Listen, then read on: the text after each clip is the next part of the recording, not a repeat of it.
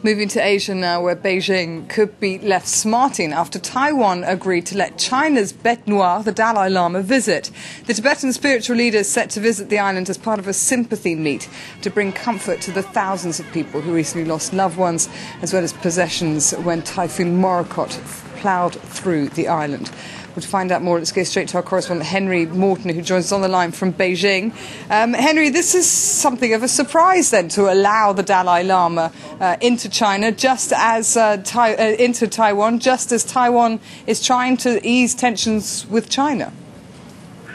Well, yes, very much so. President Ma's cornerstone policy since he's come to power last year has been building closer links with the mainland, trying to reduce tensions across the Taiwan Strait. And indeed, he actually refused permission for a similar visit by the Dalai Lama last year. However, this is very much about domestic politics. The Taiwanese leader coming in for some strong criticism at home for his slow response to the typhoon. His popularity ratings now down to about 20%. And this invitation, I think, a way to try and divert his critics for the time being, at least. Ma following up on an invitation made by 7 mayors from the pro-independence opposition Democratic Progressive Party to the Dalai Lama to visit the worst-hit areas. That invitation made earlier in the week. Now, the Taiwanese government doing its best to limit any fallouts with the mainland. They're emphasizing very strongly that this will be a humanitarian visit and very much far from a political one. And Henry, what has been China's reaction so far?